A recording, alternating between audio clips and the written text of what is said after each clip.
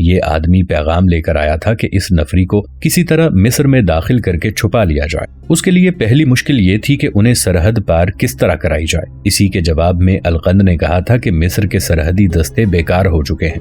القند ان چند ایک سالاروں میں سے تھا جن پر سلطان ایوبی کو بھروسہ تھا۔ القند نے کبھی شک بھی نہیں ہونے دیا تھا کہ وہ مصر کی عمارت کا وفادار نہیں۔ علی بن سفیان تک کو اس نے دھوکے میں رکھا ہوا تھا۔ اس کا یہ کارنامہ کہ اس نے 2-2.5 سال پہلے اسمگلنگ روک دی اور سرحدیں سرب مہر کر دی تھی، اسے بہت فائدہ دے رہا تھا۔ کوئی بھی نہ جان سکا کہ وہ سرحدوں کا بھیدی بن چکا ہے۔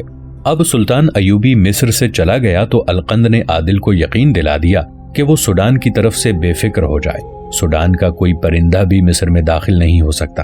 ایسا ہی یقین وہ علی بن سفیان کو بھی دلاتا رہا اور سوڈان میں حبشیوں کی ایک فوج مصر پر اس انداز سے حملہ کرنے کے لیے تیار ہوتی رہی کہ جتنی چھوٹی چھوٹی ٹولیوں میں مصر میں داخل ہوں گے چوری چھپے قاہرہ کے قریب جائیں گے اور ایک رات حملہ کر کے رات ہی رات مصر کی عمارت کو قبضے میں لے لیں گے۔ دریائے نیل سوڈان سے گزرتا مصر میں داخل ہوتا ہے، آگے مصر کے علاقے میں ایک وسیع جھیل کی صورت اختیار کر لیتا ہے۔ اس کے آگے ایسے علاقے میں داخل ہوتا ہے جو پہاڑی ہے، اس سے آگے آبشار کی طرح گرتا ہے، اس کے قریب اسوان ہے۔ سلطان ایوبی کے دور میں اسوان کے گرد و نواح کی جغرافیائی کیفیت کچھ اور تھی۔ دور دور تک چٹانیں اور پہاڑیاں تھیں، ان پر فرعونوں کی خصوصی نظر کرم رہی تھی۔ انہوں نے پہاڑوں کو تراش تراش کر بت بنائے تھے، ان میں سب سے بڑے بت ابو سمبل کے تھے۔ بعض چٹانوں کی چوٹیاں تراش کر کسی معبد کے گنبد کی شکل کی یا کسی فرعون کا چہرہ بنا دی گئی تھی۔ پہاڑیوں کے دامن میں غاریں بنائی گئی تھیں جو اندر سے وسیع و عریض تھیں، کچھ ایسی تھیں جن کے اندر کمرے، سرنگوں جیسے راستے اور بھول بھلیاں سی بنا دی گئی تھیں۔ کچھ کہا نہیں جا سکتا تھا کہ فرعونوں نے یہ پراسرار سی دنیا کیوں آباد کی تھی۔ یہ بت تراشے اور غاریں کھود کر اندر کمرے وغیرہ بناتے 3 نسلیں ختم ہو گئی ہوں گی۔ فرعون اس دور کے خدا تھے، رعایا کا کام صرف یہ تھا کہ ان کے آگے سجدے کرے اور ان کا ہر حکم بجا لائے۔ یہ پہاڑ اسی مظلوم اور فاقہ کش رعایا سے کٹوائے گئے تھے۔ آج وہاں کوئی بت نہیں، کوئی غار نہیں، کوئی پہاڑ نہیں۔ وہاں اسوان ڈیم کی میل ہا میل وسیع جھیل ہے۔ اس ڈیم کی تعمیر سے پہلے ابو سمبل کے اتنے بڑے بڑے بت جو بجائے خود پہاڑ تھے، مشینری سے وہاں سے اٹھائے گئے اور فرعونوں کی دور کی یادگاروں کے طور پر کہیں محفوظ کر لیے گئے ہیں۔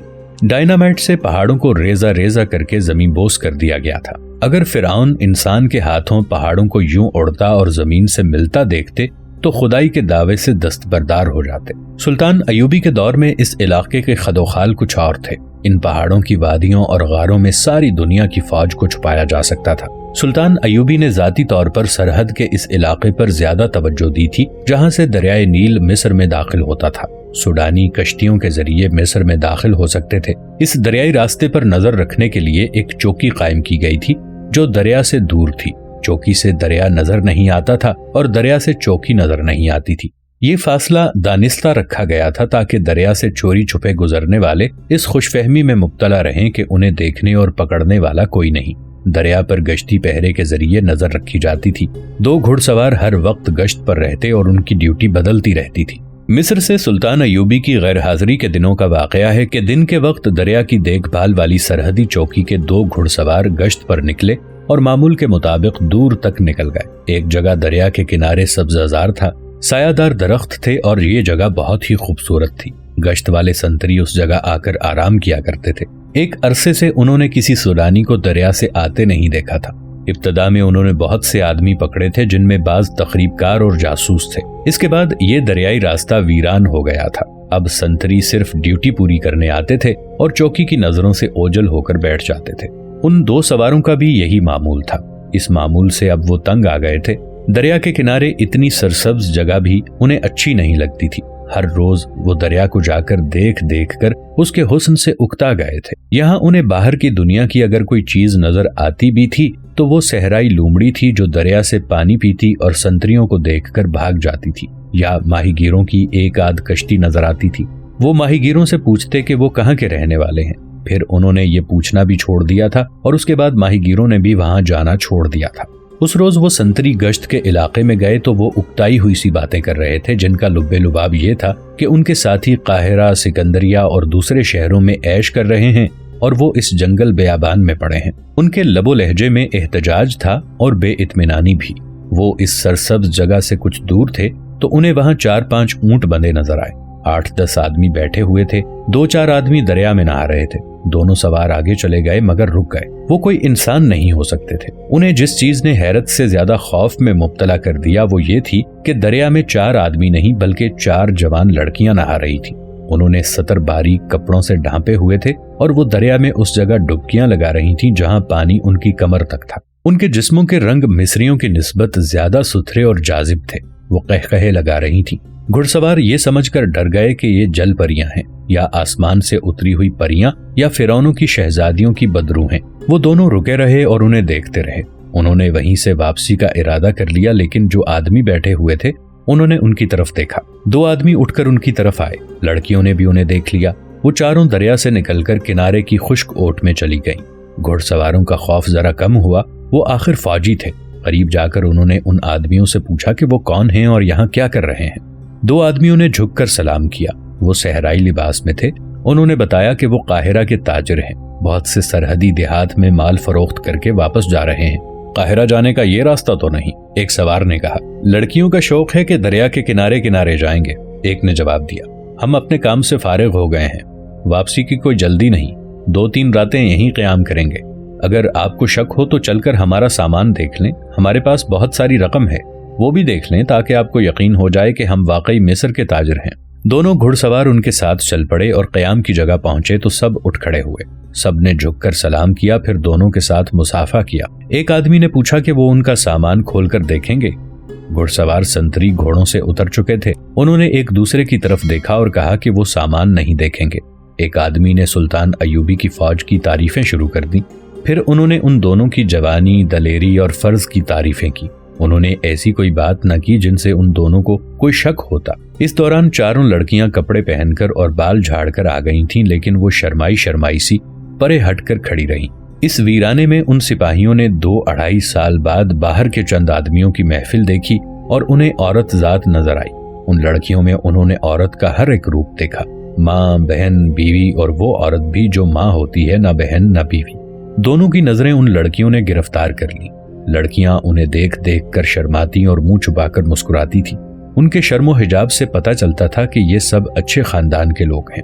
ये दोनों सरहदी सिपाही उन आदमियों की बातों और खुसूसन लड़कियों में ऐसे महव हुए कि अपनी ड्यूटी भूल गए। सरहदी इलाके में इतनी मुद्दत से पड़े रहने और फारिग होने के जो बुरे असरात थे, वो बड़ी खतरनाक नफसियाती तिश्नगी बनकर उन पर गालिब आ गए।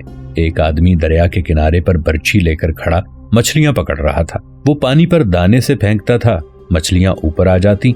वो ऊपर से बर्छी मारता तो एक मछली बर्छी की अन्नी में पिरोई हुई बाहर आ जाती। वो बहुत सी मछलियां पकड़ चुका था। किसी ने लड़कियों से कहा कि वो मछलियां भूने। चारों लड़कियां दौड़ी हुई गईं। उन्होंने आग जलाई और मछलियों को काट कर आग पर रख दिया। घुड़सवार सरहदी सिपाही अपने खाने से भी उकताए हुए थे। उनका खाना अच्छा होता था, मगर हर रोज ही एक ही किस्म का खाना खा खाकर वो इस खाने से भी उकताए हुए थे। दरिया नील के किनारे उनके सामने भुनी हुई मछली और खुश्क पकाया हुआ गोश्त रखा गया तो देखकर ही उन पर नशा तारी हो गया। सब मिलकर खाने लगे तो खाना और ज्यादा लजीज हो गया। खाने के दौरान दोनों ने देखा कि एक लड़की उनके एक घोड़े की गर्दन और जीन पर हाथ फेरती और घोड़े को इश्तियाक से देखती थी। लड़कियां मर्दों के साथ खाने पर नहीं बैठी थी। घोड़े वाला सिपाही उस लड़की को देख रहा था जो घोड़े पर हाथ फेर रही थी। लड़की ने इधर देखा तो मुस्कुराकर उसने मुंह फेर लिया, क्योंकि उस घोड़े का सवार उसे देख रहा था। उन सिपाहियों ने इतनी खूबसूरत लड़कियां पहले कभी नहीं देखी थी। एक बूढ़े ने सिपाहियों से कहा, इन लड़कियों ने कभी घोड़े की सवारी नहीं की, और ये जो लड़की घोड़े के करीब खड़ी है घुड़सवारी की शौकीन है, लेकिन इसे घोड़े पर बैठने का कभी मौका नहीं मिला। हम इन चारों का शौक पूरा कर देंगे, एक सिपाही ने कहा। खाने के बाद वो सिपाही उठा और अपने घोड़े के पास गया। लड़की झेंप कर परे हो गई। सिपाही ने उसे कहा, आओ मैं तुम्हें सवारी कराता हूँ, बारी बारी चारों को घोड़े पर बिठाऊंगा। किसी ने लड़की से कहा, इनसे शर्माओ नहीं, ये तो तुम्हारी इज्जत और मुल्क के रखवाले हैं, ये ना हो तो सलीबी और सोडानी मालूम नहीं तुम्हारा क्या हशर करें।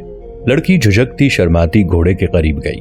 सिपाही ने उसका पांव उठाकर रिकाब में डाला और उसे उठाकर घोड़े पर सवार करा दिया। सिपाही को किसी ने आवाज दी और कुछ कहा। सिपाही उस तरफ मुतवज्जे हुआ। अचानक घोड़ा दौड़ पड़ा। लड़की की चीखें सुनाई थी। सिपाही ने घूम कर देखा, घोड़ा सरपट दौड़ा जा रहा था। उसके ऊपर लड़की इधर उधर गिरती और संभलने की कोशिश करती थी। सबने शोर बपा कर दिया कि घोड़ा बेलगाम हो गया है, लड़की गिरकर मर जाएगी। सिपाही के करीब उसके साथी का घोड़ा खड़ा था। वो उछल कर उस घोड़े पर सवार हुआ और एड़ लगा दी। लड़की वाला घोड़ा एक चट्टान से घूमकर नजरों से ओझल हो गया था। सिपाही ने अपने घोड़े की रफ्तार इंतहा तक पहुंचा दी। उसे मालूम था कि लड़की गिरी और उसका पांव रकाब में फंस गया तो उसकी हड्डियां टुकड़े टुकड़े हो जाएंगी और घोड़ा उसे घसीट घसीट कर हड्डियों से गोश्त उतार देगा। सिपाही ने घोड़ा चट्टान से मोड़ा। आगे खुली वादी थी। लड़की को घोड़ा उठाए दौड़ा जा रहा था। कुछ आगे जाकर वो मुड़ा और फिर नजरों से ओझल हो गया। सिपाही को लड़की की चीखें और घोड़े के टापू सुनाई दे रहे थे। वो आगे गया, उसे घोड़ा नजर न आया। अजीब बात यह थी कि अब उसे कोई आवाज नहीं सुनाई दे रही थी, न घोड़े के टापू न लड़की की चीखें। वो समझा कि घोड़ा किसी खड्ड में जा गिरा है। उसने घोड़े की रफ्तार कम कर दी। कुछ और आगे गया तो एक ओट से उसे लड़की की आवाज सुनाई दी, इधर जल्दी से मेरे पास आ जाओ। सिपाही ने उधर देखा तो उस पर खौफ तारी हो गया। घोड़ा खड़ा था और लड़की इत्मीनान से उस पर सवार थी। उसके चेहरे पर डर या घबराहट नहीं बल्कि होंठों पर मुस्कुराहट थी। सिपाही ने एक बार तो इरादा कर लिया कि घोड़े को एड़ लगाए और भाग जाए। उसे यकीन हो चुका था कि ये लड़की शरशरार या बदरू है और उसे धोखे से इस ढकी छुपी जगह ले आई है और अब उसका खून पी जाएगी। लेकिन वो जैसे जकड़ लिया गया हो। लड़की की मुस्कुराहट और उसके सरापा में कोई ऐसी कुव्वत थी जिसने सिपाही के घोड़े का रुख लड़की की तरफ कर दिया। तुम सिपाही हो, मर्द हो, लड़की ने उसे कहा। मुझसे डर रहे हो? वो उसके करीब गया तो लड़की ने उसका हाथ अपने हाथ में लेकर कहा, घोड़ा बेलगाम नहीं हुआ था, मैंने इसे खुद एड़ लगाई और भगा दिया था और चीखें मारकर यह जाहिर किया कि घोड़ा बेलगाम हो गया है। मुझे उम्मीद थी कि तुम मेरे पीछे आओगे। मैं अनाड़ी नहीं, शाहसवार हूं। तुमने ये धोखा क्यों दिया है? सिपाही ने पूछा। लड़की कहने लगी कि मुझे तुम्हारी मदद की जरूरत है। मैं ये बातें सबके सामने नहीं कर सकती थी। तुमने उन आदमियों में एक बूढ़ा देखा है, वो मेरा खामिद है। उसकी उम्र देखो और मेरी जवानी देखो। मेरे साथ जो लड़कियां हैं उनमें से एक मेरी तरह एक बूढ़े आदमी की बीवी बना दी गई है। तुम जानते हो कि लड़की को जिसके साथ बांध दो वो बोल नहीं सकती। ये बूढ़ा मुझे खुश करने के लिए अपने साथ लिए फिरता है। ये सब ताजिर हैं, हमें भी अपने साथ लिए फिरते हैं। दूसरी लड़कियां कौन हैं? सिपाही ने पूछा। वो दोनों शादीशुदा हैं। लड़की ने जवाब दिया। उनके खामिद जवान हैं, वो उन्हें सैर सपाटे के लिए साथ लाते हैं। तुम मेरी मदद करो। अगर ये लोग तुम्हें अगवा करके लाए होते तो मैं इन सबको चौकी ले जाता। सिपाही ने कहा, तुम उसकी बीवी हो, मैंने उसे अपना खामिद तस्लीम नहीं किया। लड़की ने कहा, तुम्हें देखा है तो मेरे दिल में उस बूढ़े की नफरत और ज्यादा गहरी हो गई है। उसने जज्बाती लहजे में कहा, तुम्हें पहली नजर में देखकर मेरे दिल से आवाज आई कि ये है तुम्हारा खामिद। खुदा ने तुम्हें इस खूबरू जवान के लिए पैदा किया है। मैं इतना खूबसूरत नहीं जितना तुमने कहा है। सिपाही ने कहा, तुम मुझे क्यों धोखा दे रही हो? तुम्हारे दिल में क्या है? खुदा जानता है कि मेरे दिल में क्या है। लड़की ने मायूस से लहजे में कहा, वही तुम्हारे दिल में रहम डालेगा। अगर तुम मेरे दिल की आवाज को धोखा समझते हो तो मैं अपने खामिद के पास नहीं जाऊंगी। घोड़े को एड़ लगाऊंगी और सीधी दरिया में घोड़े समेत कूद जाऊंगी। खुदा से जाकर कहूंगी कि तुम मेरे कातिल हो। वो एक तिश्ना सिपाही था, सरहद की ड्यूटी से उकताया हुआ था। वो सलाहुद्दीन अय्यूबी, अली बिन सुफियान या अल आदिल नहीं था। वो सिपाही था, जवान था और यही उसकी शख्सियत थी। लड़की के हुस्न शबाब और उसके अंदाज और उसकी बातों ने उसे मोम कर दिया था। अलबत्ता इस एहसास का उसने इजहार कर दिया, मैं कमतर सिपाही हूँ, तुम शहजादियों से कम नहीं। तुम मखमल से निकलकर मेरे साथ इस रेत पर और इन चट्टानों में जिंदा नहीं रह सकोगी। लड़की कहने लगी कि अगर ख्वाहिश मखमल और दौलत की होती तो उस बूढ़े खामिद से बेहतर मेरे लिए कोई खामिद नहीं हो सकता था। उसने कहा कि उसने अपनी दौलत मेरे कदमों में डाल रखी है, लेकिन मैं किसी सिपाही की बीवी बनना पसंद करूंगी। मेरा बाप भी सिपाही है, 2 बड़े भाई सिपाही हैं। वो दमिश्क और शाम के महाज पर सलाहुद्दीन अय्यूबी की फौज में हैं। मुझे इस बूढ़े के हवाले मेरी माँ ने किया है। हम गरीब लोग हैं। मेरी खूबसूरती मेरी बदनसीबी का बायस बनी है। मैं शाहसवार हूँ, ये मेरे खामिद को मालूम नहीं। हमारे खानदान की दौलत यही अस्करी रिवायात हैं। मैंने हमेशा ये ख्वाहिश की है कि सुल्तान की फौज में शामिल हो जाऊं। अगर ये मुमकिन ना हो तो किसी सिपाही के साथ शादी कर लूं। तुम रेत और चट्टानों की बातें ना करो। मैं इस रेत की पैदावार हूं और जब मेरा खून इसी रेत में जज्ब हो जाएगा तो मेरी रूह मुतमईन होकर खुदा के हुजूर जाएगी। मैं तुम्हारी मदद किस तरह कर सकता हूँ? आओ, लड़की ने कहा। आहिस्ता आहिस्ता वापस चलते हैं। वो लोग हमारे पीछे आ रहे होंगे। रास्ते में तुम्हें बताऊंगी कि मैंने क्या सोचा है। वो चल पड़े। लड़की ने कहा, मैं तुम्हें यह नहीं कहूंगी कि मुझे अपने साथ ले चलो, ये जुर्म होगा। मेरा खामिद काजी के पास चला जाएगा और हम दोनों सजा पाएंगे। पहले इस खामिद से आजाद होना है। इसका एक ही तरीका है कि उसे ऐसे तरीके से कत्ल किया जाए कि यह कत्ल न लगे। कत्ल तुम नहीं करोगे, मैं करूंगी। ہو سکتا ہے اسے شراب میں کچھ ملا کر پلا دوں اور رات کو دریا کے کنارے لے جا کر دھکا دے دوں اور کہوں کہ وہ نشے میں دریا میں اتر گیا تھا۔ اس کے لیے 2-4 روز انتظار کرنا پڑے گا، میں اسے یہیں رکھوں گی۔